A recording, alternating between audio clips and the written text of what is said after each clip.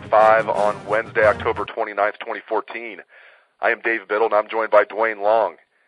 Dwayne, not exactly a Sweet 16 for the Buckeyes. The inaugural college football playoff rankings came out last night. The Buckeyes are ranked 16th. I mean, I thought they'd be ranked right where they are at in the AP and coaches poll. I didn't think they were over-ranked in that. And they're 13th in both of those polls. You know, here's what really gets me. Nebraska is ranked ahead of Ohio State. Nebraska is 15th. Michigan State is 8th. I think that sounds about right. Their one loss is at Oregon, and they played them tough, at least till the fourth quarter. And it's just that Virginia Tech loss, that stench is just not going to go away, Dwayne. And I've been on the record that if Ohio State wins out, they're going to find a way in. I'm going to have to change my stance on that. I think now, even if they win out, I think they're going to be on the outside looking in. I mean, 16th, the selection committee is basically saying that we think your resume is terrible up to this point. You better blow out Michigan State. Now, I wonder if Ohio State can even beat Michigan State. They're not going to blow them out. I mean, I think Ohio State can beat Michigan State, but they're not going to blow them out. So I think the Buckeyes, they can be screwed at this point, Dwayne. Oh, I think you have to say that it's now just try to, hope to win out and get into a really good bowl game. Because this is 16. I mean, come on. The only school that got job worse than Ohio State was Notre Dame. They're number 10. Notre Dame is number 10.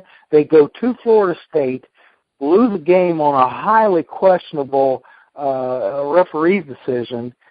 It's just, I just can't believe that one either. And Nebraska's ahead of Ohio State based on what criteria? I don't get this. You know, I thought, I've been arguing with people for a while about this, that we were not going to have strength of schedule.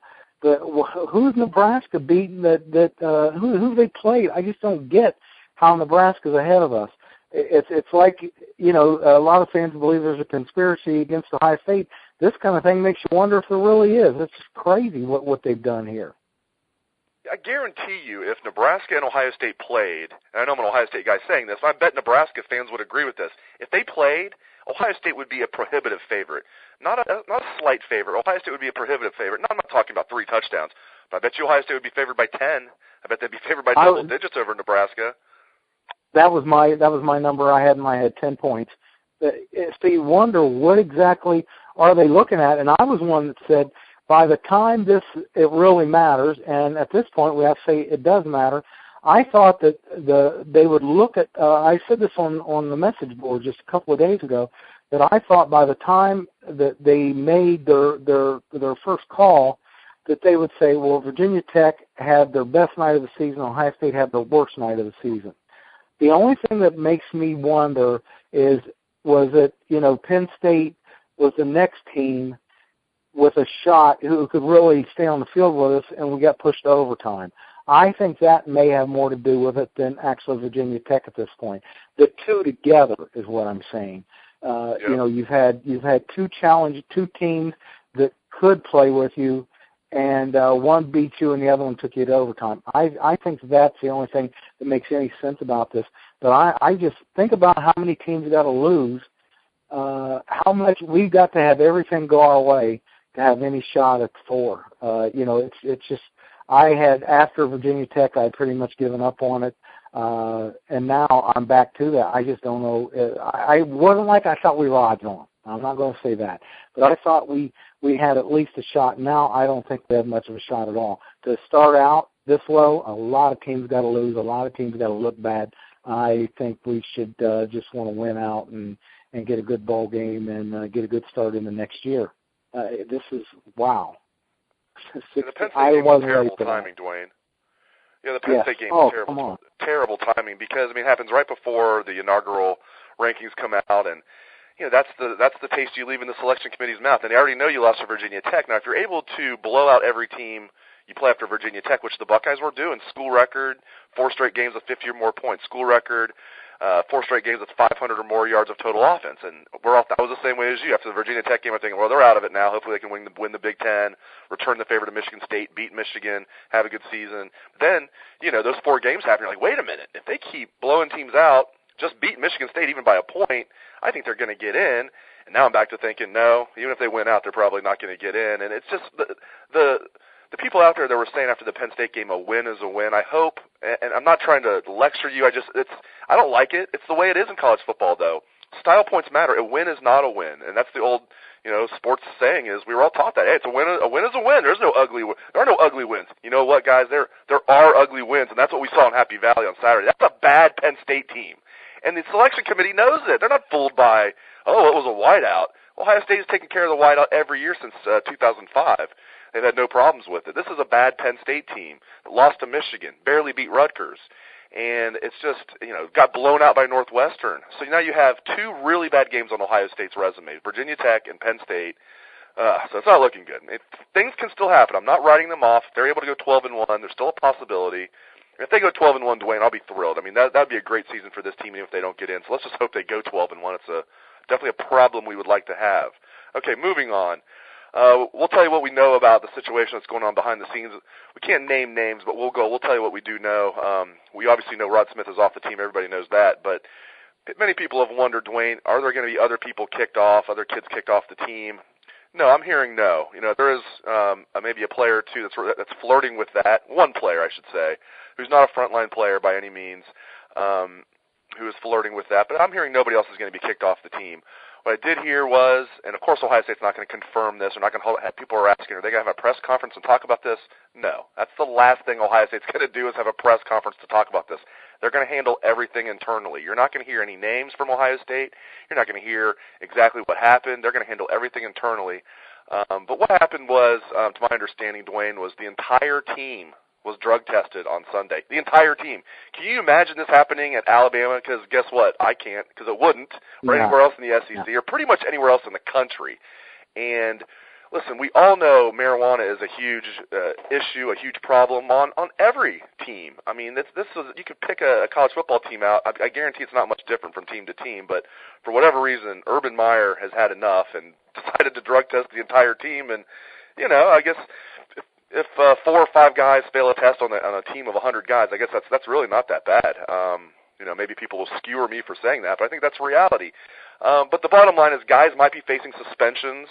A couple guys might be facing suspensions. Again, we're never going to hear exactly what happened from Ohio State, but we'll tell you on Bucknuts when we know, and we're able to release names. And there's a couple other guys who this is their first offense, their first violation of team rules, and they won't be facing a suspension because the way it goes is first strike is a warning, second strike is supposed to be a 2-game suspension. My question now is, Dwayne, if there's a 2-game suspension for anybody, that means they're going to be out the Michigan State game. So hopefully that's not the case.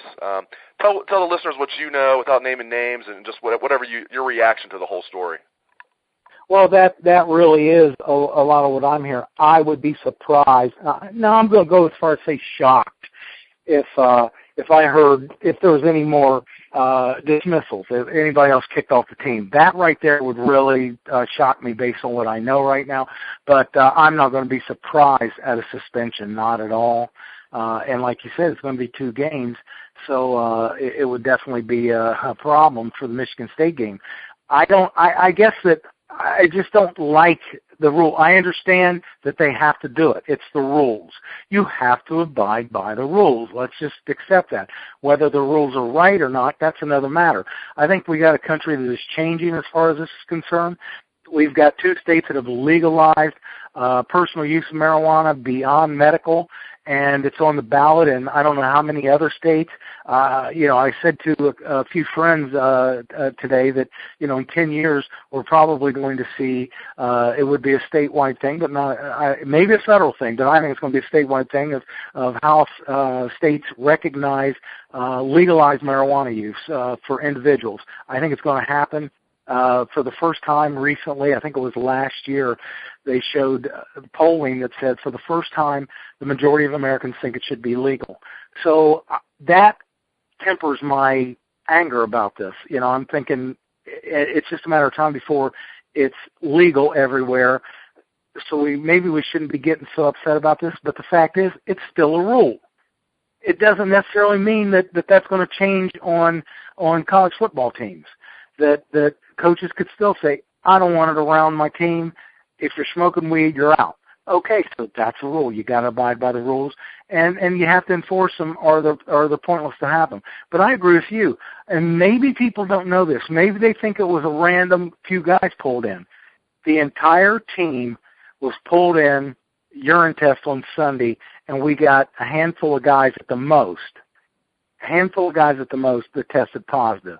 So, that's not looking at the bright side. That's looking at the reality side, that 95% of your team passed the drug test. Focusing on these guys, yeah, they messed up. Maybe they hurt the team.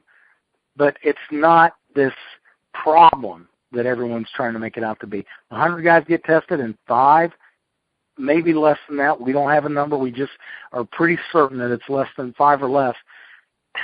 That's some pretty good odds. That's some guys that are they're doing what they're supposed to be doing. So let's try to keep it in perspective. Great insights, as always, from Dwayne Long. To let the listeners know, as always, Wednesday evening, big night for team coverage. We're going to interview Urban Meyer after practice. He's going to be asked about all the disciplinary issues. He did talk about it yesterday in the Big Ten teleconference, but he was only asked about Rod Smith. He didn't get into the other guys, and he will definitely get into that tonight because if nobody else asks about it, I sure will, just to make sure there's no other dismissals coming, or if he wants to comment if there's going to be any suspensions. It'll be interesting to see what he says on the record if there's going to be any suspensions coming. So look for comments on or video and a story on what Coach Meyer has to say tonight. We're also going to interview a few players, so look for stories, bolts, and videos on what the players have to say after practice tonight. Thanks again to Dwayne Long. Thanks again to all the loyal listeners out there. Take it away, best damn band in the land.